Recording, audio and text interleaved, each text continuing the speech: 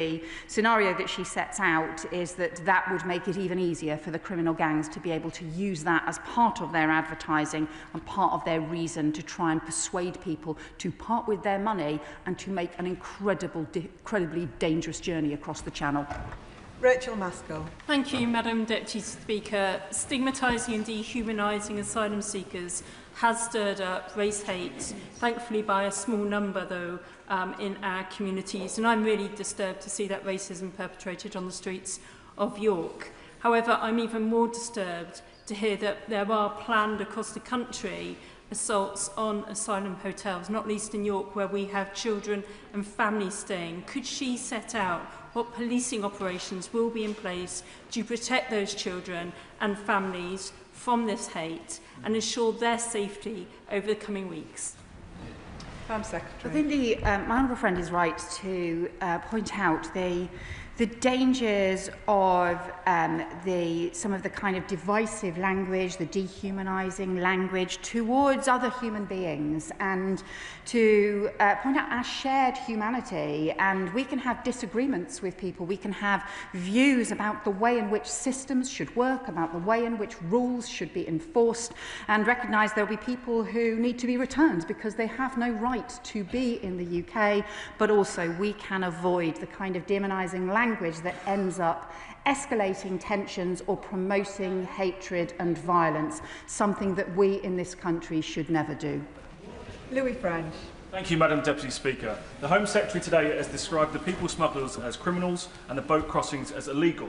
Does she therefore agree with me that those 29,000 individuals that have entered this country illegally from France this year should be classified as lawbreakers, and therefore those lawbreakers should at least be deported straight away or be banned from claiming asylum in the future? Madam Secretary. So the laws on illegal entry go right back to, I think, 1972. There's been a long-standing issue around illegal entry. I would say to him, his previous government's policy was to claim that everybody was going to be returned to France or to Rwanda, where they ran the scheme for 2.5 years, and 4 volunteers were sent. So nobody was actually returned, and they never managed to return anybody to France. What we are being clear is that we believe where people arrive on dangerous boat crossings or illegal routes, actually they should be returned to France as part of that pilot scheme. We've set up the pilot scheme to develop this. We want to build it, but it is something that the previous government never managed to do. There's no point in their fantasy claims. We need practical steps, which is what we are doing with France. Sir Jan Joseph.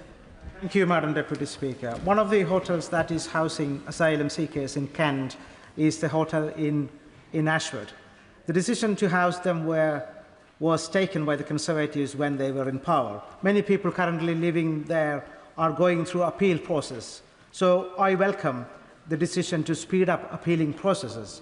Will my honourable friend reassure me and my constituents that this government will end up the use of the Holiday Inn as asylum hotel as soon as possible? I can assure him that we will end asylum hotels, including the asylum hotel in his constituency. Part of the way we need to do this is to clear the appeals backlog, and the reason for setting up the new independent appeals commission, is so that it can swiftly surge capacity if there are changes in the number of cases going to appeal, that they can actually respond much more quickly, and also to change some of the procedures so that they can do fast-track decision-making that can work then with returns for those who don't have a right to be in the UK. Liz Saville-Roberts. After the horrors of the last century, we pledged to protect people fleeing war and persecution. This included parents and their children, and today the asylum system is in chaos. This serves no one save those who peddle hatred. Border Force staff represented by the PCS union have produced a Safe Routes report outlining how a Ukrainian-style visa system would prevent deaths in the Channel and stop the smuggling gangs overnight. Will she listen to officers on the front line who are seeking to deliver a practical and a humane solution to the present chaos?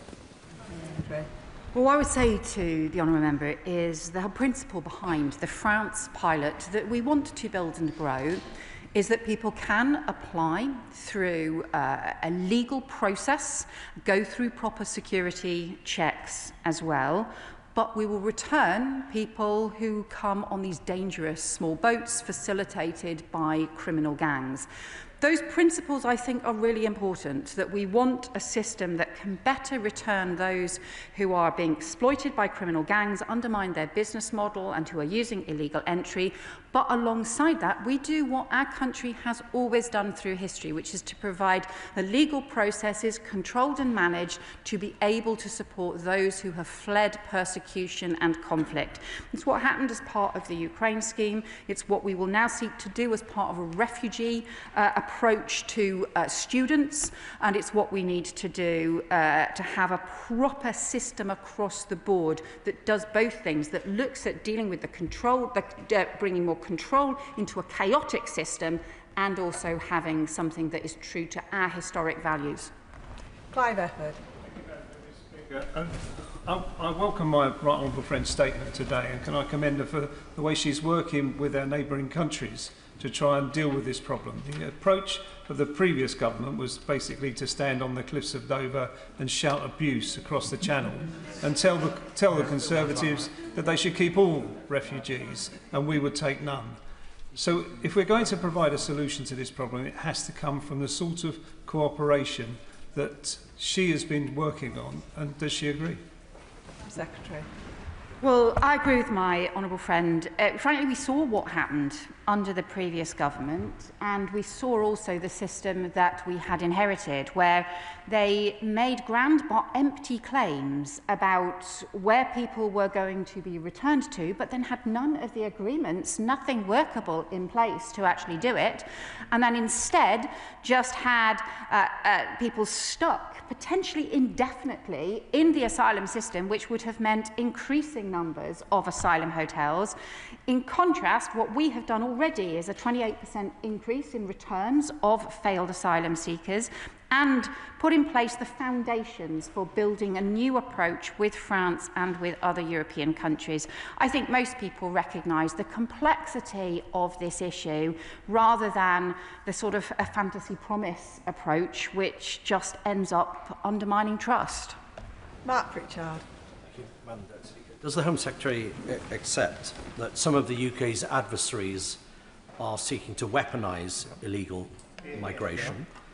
And does she share my concern of the growing nexus between malign state actors and non-state actors, such as the criminal gangs that she's mentioned today? And if she accepts that collaboration and malevolent cooperation is going on, that it is a national security threat, yes. Yeah. And as such, that even though there'll be more powers, counter-terrorism powers under the new bill for the National Crime Agency, which I welcome, that there also should be more collaboration between the Security Service and the National Crime Agency.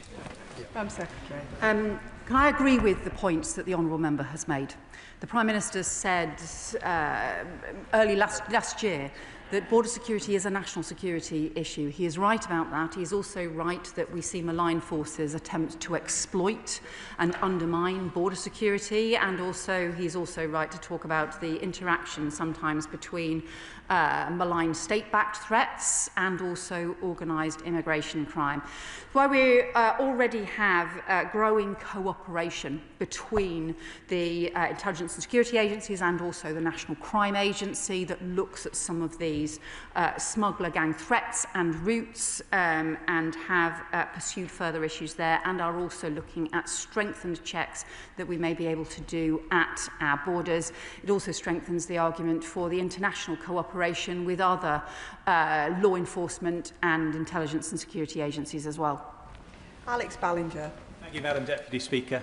In a previous life, I worked on the Turkey-Greece returns deal, a deal that returned refugees that had crossed in small boats from Turkey to the Greek islands in return for properly registered asylum seekers in Turkey. As we all know, that deal drastically reduced the number of small boats that crossed into Turkey.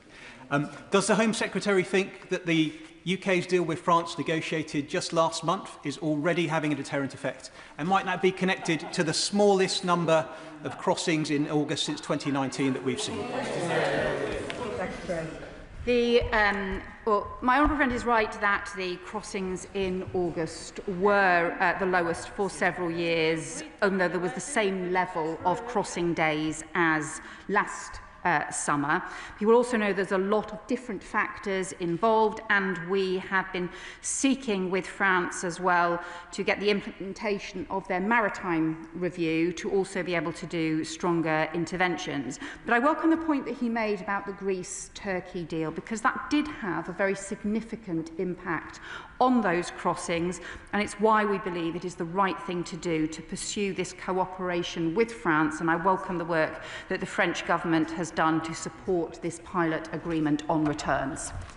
Josh Babarinde. Thank you, Madam Deputy Speaker. As an Eastbourne boy born and bred, I am a proud Englishman.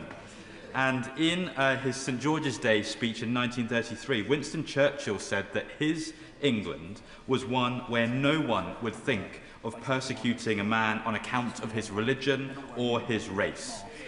Does the Home Secretary agree with Winston Churchill that our country and our flag represent unity and tolerance? And does she agree with me that those who attempt to divide our communities in the name of our flag are no patriots of Churchill's England, no patriots of today's England, and no patriots of our great country? Home Secretary.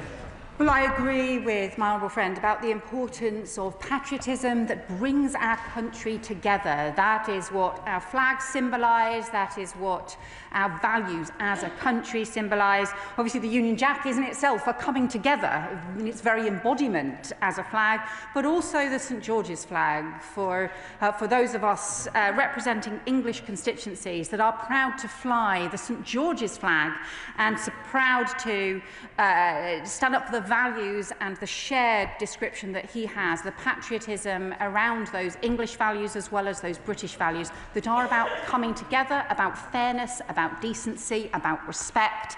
That is what we do. It's why we all want an ordered system that criminal gangs can't exploit, because we respect the rule of law, but it's also why we should never discuss any of these issues in a way that promotes hate and division. That is not the kind of country we are. Sonia Kumar. Madam Deputy Speaker, at the start of this summer, I welcome the government's decisive action in sanctioning Chinese companies involved in manufacturing and supplying boats used by criminal gangs to facilitate dangerous channel crossings. Disrupting these supply chains is a vital part of smashing the gangs. Can my right honourable friend update the House on what discussions she's had with international counterparts to coordinate efforts in targeting these companies and ensuring that these sanctions are enforced globally? Home Secretary. Well, my honourable friend is right to welcome the Foreign Secretary's introduction of sanctions around criminal smuggler gangs. It's the first time that this has been done. And we also have extensive cooperation with the National Crime Agency with Iraq, for example. We have massively strengthened the cooperation because we know that there are Iraqi Kurdish gangs that are operating in northern France, and where we have recently signed a new agreement with Iraq, with Turkey, with Bulgaria, with Belgium, with France, with different countries, and crucially with Germany, that is going to be changing the law in order to help us go after the criminal gangs and their supply chains. The work that is being done to disrupt supply chains is having an impact. It is significant too that we are seeing not only the disruptions and arrests internationally as well as in the UK, we are also seeing fewer boats physically crossing, but instead the criminal gangs are resorting to overcrowding those boats instead. Sir Geoffrey Clifton-Brown. Thank you, Madam Deputy Speaker. I note that the appeal court judges in last Thursday's judgment were using Article 8 of the ECHR as a reason why the interim injunction on the Bell Hotel should be quashed. Yet the Home Secretary in her statement today has been arguing that she wants to alter the interpretation of that same Article 8. Wouldn't a much better and more quicker and more effective route would be that one argued by the Shadow Home Secretary this afternoon, to simply disapply all immigration matters from the European Court of Human Rights? Home Secretary. Well, I think that's not what, as my understanding, is not what his front bench is arguing, and is only arguing about the Human Rights Act, risking there actually being more issues around the domestic courts not being able to take decisions before things go to the European courts. But I'll leave that for his own wrangling within his party about what their position is. What I would say about the we do think that there needs to be reforms around the way in which Article 8 is interpreted. I think the way in which too many cases around family rules are being treated as exceptions that are not that higher level of decision making can't be exceptional if you're talking about so many cases being treated as exceptions. It means that what we need to look at is the rules themselves, and also having much greater clarity about the way in which we believe those rules should be interpreted, and the way in which family migration should be interpreted in the courts. Thank you, Madam Deputy Speaker. Much has been said about the role of the European Convention on Human Rights, and it appears that the party of Churchill is seeking to abandon his legacy in their lurch towards the right, just as there is a growing consensus amongst European nations that we need to modernise it for today's times. Does the Home Secretary agree that Britain should be part of leading that change rather than leaving and turning us into Belarus or Russia? Home Secretary. We do have a strong history of leading around international standards, around international legal frameworks. Of course, laws and the way in which they're interpreted need to move with the times and need to keep up to date with the new challenges, including in a world of mass communications. We face very different kinds of challenges than maybe 20 years ago or 50 years ago or more. But he is also right to say that the UK has always played that leading role in defining those standards and in making sure that other countries do abide by international laws, and actually we lose out and don't get the kind of international cooperation that we need if what we try and do is just rip up that international law and cooperation. Chris Coughlin. Deputy Speaker, I'm proud that this country helps refugees, and I'm intensely proud that I spent years building a charity with a Rwandan refugee from the genocide. But in my constituency, there have been 2 serious criminal incidents in Hawley in the last 3 months in relation to the 4 Points Hotel.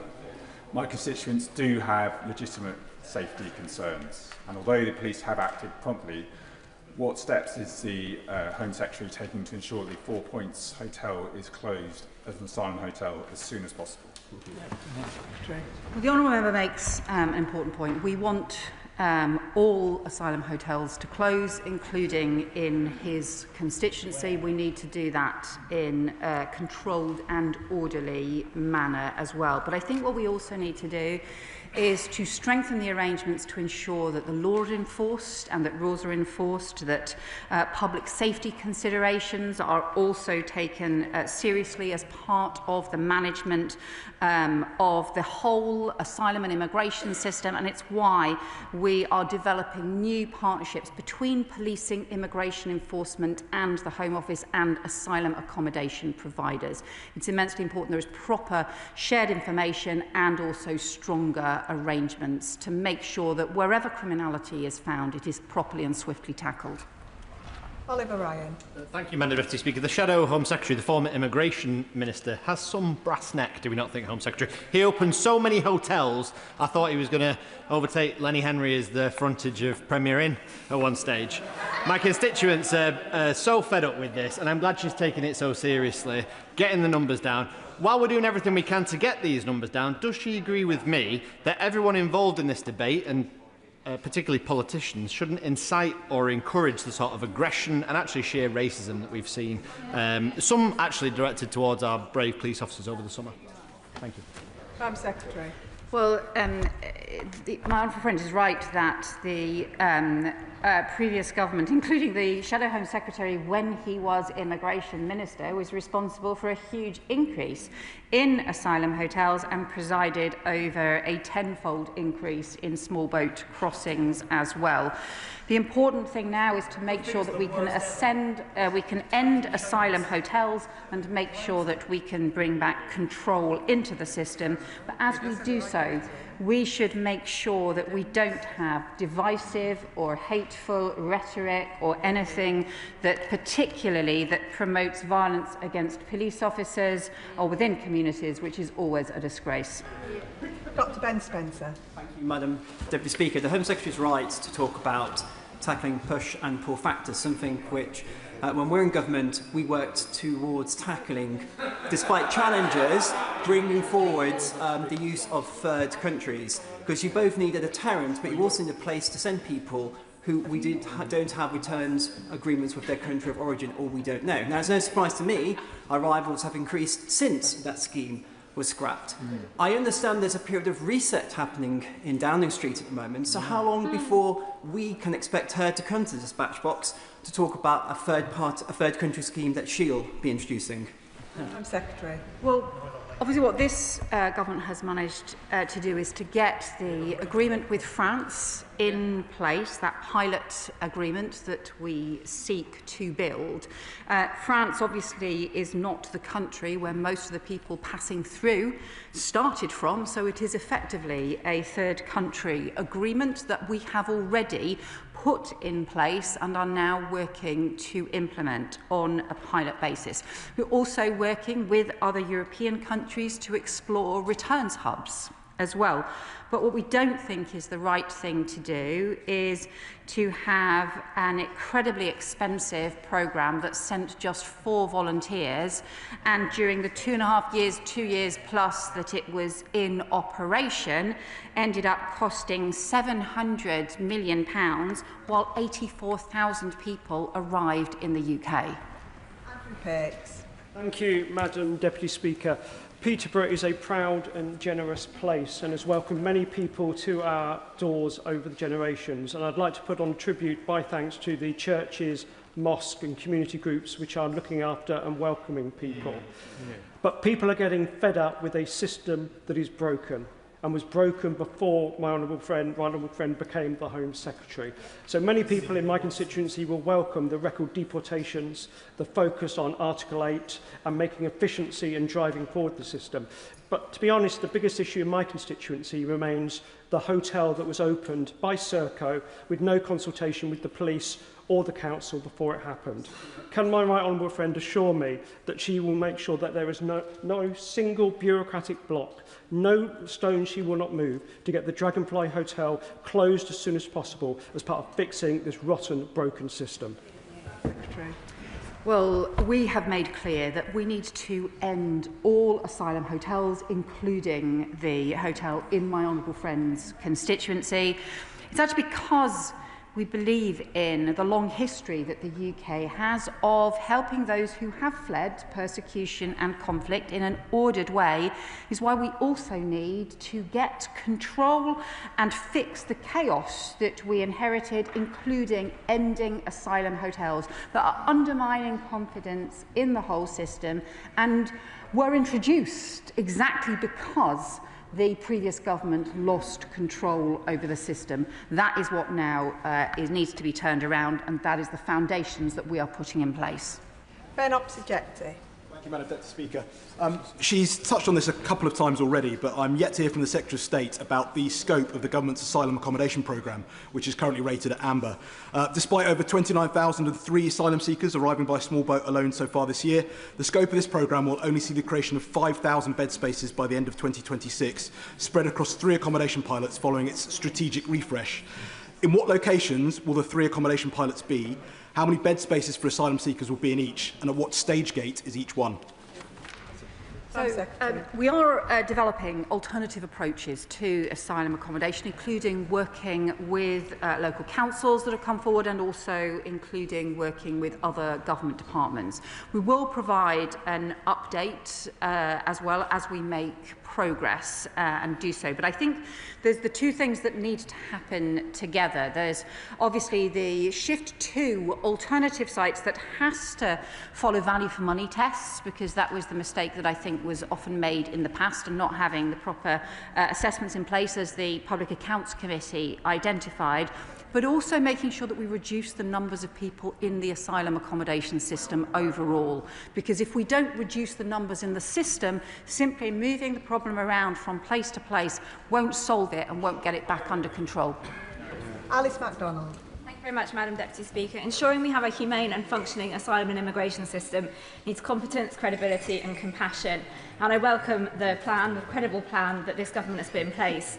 Our approach also has to be holistic, and part of that is also tackling the root causes of displacement, conflict and persecution. The Home Secretary has touched on how we're working with other countries. Could she also talk about how she's working cross-government and internationally to also address these drivers of displacement? Home Secretary. And can I welcome the honourable member's point here, because she's absolutely right that any comprehensive, effective approach internationally, not just here in the UK, needs to look at the causes and the drivers of mass migration, of people who have fled persecution and conflict, but also some of the economic migration issues that have also caused significant challenges. The Foreign Secretary and I have set up a joint migration team to work closely on some of these issues, and the Foreign Secretary has also made issues around migration a key priority for the Foreign Office. This is clearly an important cross-government issue where we are working together. Richard Ford. Thank you, Madam Deputy Speaker. When Labour was in opposition, it attacked the Conservatives for the small number of asylum seekers who would be removed to Rwanda as part of the Tory deterrent. Now the Conservatives are in opposition, they're attacking Labour for the small number of asylum seekers who will be removed to France as part of the Labour deterrent. Does the Secretary of State accept that for a deterrent to work, people considering this dangerous crossing need to know that it may be in vain? Home Secretary. Well, we have established the agreement with France as a pilot agreement, and we want to develop and expand it. It allows us to detain people immediately on arrival at Dover at Western Jet Foyle in order to then be returned. The first cases have been referred to France, and we expect the first returns to start during the course of this month. But I think there's also, as well as the impact in terms of undermining the criminal business model of the gangs, the deterrence issues that he talked about, there's also a really important principle here, which is for people arriving illegally on dangerous boats where they pay criminal gangs should be returned, but people should also then who apply through a legal route and then go through proper security checks, the UK should do its bit in a controlled and managed way and a capped way alongside other countries. Julie Minns.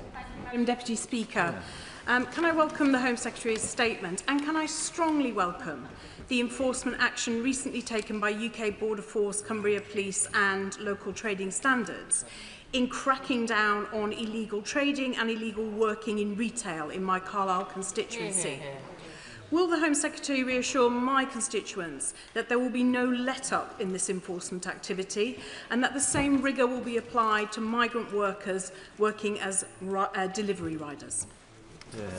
Can I also welcome the law enforcement work in my honourable friend's constituency, and this is why we have set up a domestic organised immigration crime task force to be able to work across different police forces into those networks that are exploiting illegal working, that often have networks into all kinds of other organised crime as well, that undermine communities, that undermine town centres and also exploit individuals and undermine border security. We are strengthening that domestic work, which had never been done before as a result of some of the report by the Her Majesty's Inspectorate of Policing.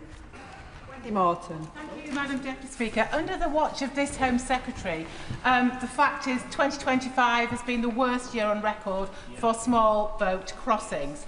And whilst the government claims it wants to end the use of asylum hotels, the Right Honourable Lady is not telling us when, and so I'd like some reassurance today that she will not, as a result of this, we will not see an increase in HMOs or the use of local houses or local flats to rent for these particular individuals, nor will we see any increase of costs to local councils. Home Secretary. Well, unfortunately, the position that we inherited from the previous government that her front bench wants to go back to actually had the freeze on asylum decisions and would have left us with tens of thousands more people in asylum hotels. We will end asylum hotels over the course of this Parliament, but we need to do it not simply by moving people to different kinds of accommodation, and I do think that is an important point, but also by reducing the overall size of the asylum system. If we don't reduce the overall size of the asylum system, because their policies were doing the opposite, they were increasing it, then actually we will never solve this problem or rebuild the confidence of the people across the UK. Ms Barner Begum. Thank you, Madam Deputy Speaker. In the East End of London, we have a proud history of welcoming refugees and migrants, many fleeing war and persecution. Yet we've seen over recent years and months the political and media establishment complicit in the normalisation of Islamophobia and anti-migrant rhetoric, with campaigns targeting asylum seekers outside hotels over the summer and resorting to violent aggression, including yesterday in my constituency. This is putting all of us at risk. Could the Home Secretary say exactly what she will do to ensure that asylum seekers, refugees, migrants and all those who live in my constituency can live safely from attempts, including organised by the far right, to create fear and division in our area? Home Secretary. Well, everyone has a right to be safe, everyone has a right to respect, and the pursuit of division and hatred and violence is never acceptable, both as part of the immigration and asylum system, but also more widely across our country.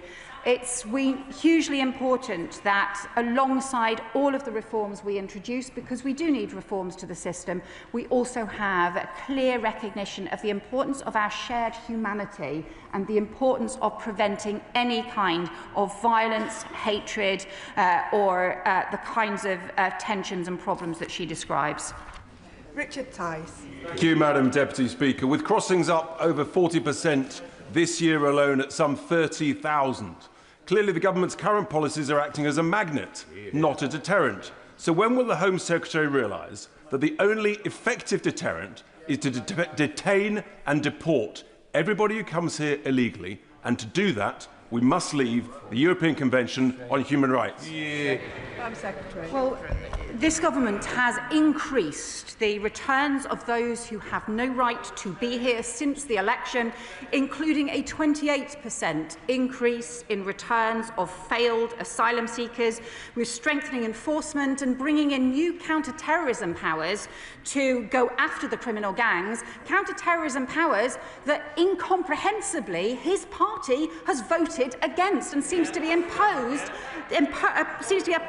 the action that we need to go after the criminal gangs. If he would support them, if the Conservatives would support them, we could bring those powers in swiftly in the course of a few months and give our law enforcement the powers to take stronger action against those criminal gangs. And I hope he would support the agreement with France as well that does provide for the immediate detention of people arriving in the UK and returning them also to France as well. The trouble with his party's policies is, frankly, they sound an awful lot like the last Conservative government's policies that totally failed. And so whilst the previous Conservative government was chaos, his party just seems to be chaos on steroids. They're not trying to solve the problem. All they're trying to do is exploit it. What we need is a properly controlled and managed system that goes after the criminal gangs who should not be able to get away with their vile trade. Alex McIntyre.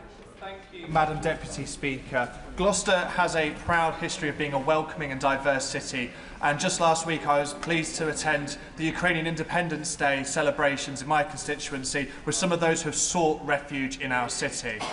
But many of my constituents have written to me, particularly those who live next door to the Asylum hotel that was opened by the last Conservative government, with legitimate concerns about the future of that site and the impact of things like protests on their front doorsteps. So can she reassure my constituents that the policies that she's announced today will speed up the closure of that hotel as for use for asylum seekers, and will she meet with me to discuss the impact of those sites on local residents in Gloucester? Madam Secretary. Well, I can tell my honourable friend that we will end asylum hotels, we will close asylum hotels that the previous government opened, including in his constituency, and it is hugely important that we do so. He is right to talk about the long history of people right across the country, including the more than 100,000 families who came forward to offer homes to Ukrainians at the beginning of Putin's war and invasion of Ukraine. And that spirit, those values are immensely important, but people need to know that the system is being properly controlled and managed and that misuse is being tackled, and that's why it's so important to end asylum hotels. Lewis Cocking. Thank you, Madam Deputy Speaker. It is clear that the government has lost control. The government are going against their own election manifesto by taking it through the courts. So I've asked before with no answer, so I'll ask again. Can the Home Secretary give me a date when the hotel in my constituency of Broxbourne will close to illegal asylum seekers? Madam Deputy Speaker, we have been clear. We will end the asylum hotels that were opened by the previous government, and we will close those asylum hotels. And hopefully, if he can support the reforms that we will introduce on the appeal system so we can speed those back through Parliament and clear the backlog, I hope he will support the increase in decision-making that we have had to introduce after his party froze decision-making and created a soaring backlog that would have increased the numbers of people in hotels, and I hope he would support the Border Security and Asylum Bill that is currently passing through the House of Lords, passing through the other place, because that will bring in stronger counter-terrorism powers to be able to go after the criminal gangs who are organising small boats in the first place, which sadly his party is still opposing. Lewis Atkinson. Thank you, Madam Deputy Speaker. We must stop criminal gangs from launching illegal crossings at source from the French coast. So could the Home Secretary update us on this conversation she's having with the French authorities to ensure that their tactics include intervening in shallow waters to stop as many of these boats at source as possible? Well, the French government has been undertaking the maritime review. It is something that the Interior Minister has also been pursuing very strongly in order to ensure that there can be intervention in French waters. Currently what's happened, we've seen the small boats, the criminal gangs operate these taxi boat tactics to load people onto the boats in shallow waters, and some of the disgraceful scenes that we have seen as a result. And that maritime review is looking at ways instead to be able to intervene in shallow waters and to be able to prevent the boat crossings in the first place. This is alongside the extension of the Compagnie de Marche, additional patrols along French beaches, which has been agreed, and also the new judicial prosecution unit in Dunkirk, which is now working very closely with the Border Security Command as part of the important foundations to strengthen law enforcement. Jim Allister. Thank you, Madam Deputy Speaker. Whatever the promised tinkering with Article 8, the reality is that this government, or any government, will only get a grip on the out-of-control illegal immigration by quitting the ECHR. I agree that Article 8 is a problem, but the answer is Article 58, which is the one that allows the government to serve notice that it's leaving the ECHR. And unless and until it does that, we're not going to solve this problem. Could I ask the Home Secretary this? How does she hope to sort out this mess while her every action is subject to the foreign stipulations and ultimately the foreign court that is diligently applying the very ECHR to which she clings? Isn't that mean we go round endlessly in a circle? And when it comes to the appeal panels, will they be subject to judicial review, where again the ECHR can be relied on? Right. Well, the fact of having international law and abiding by it has helped us to get new agreements in place to be able to return people who arrive by small boats, and is also helping us work with other European countries on returns hubs to increase returns as well. I do think there is a problem with the way in which Article 8 is being interpreted in the courts. That's why I have been clear that reforms are needed, and we will bring forward that as part of a major package of reforms to the asylum system before the end of this year. John Slinger. Thank you, Madam Deputy Speaker. The Conservatives and Reform appear to be engaged in competitive populism, and one of the consequences of that is opportunism. And in that light, does my right honourable friend agree that it's surprising that they pose as the party on the side of local democracy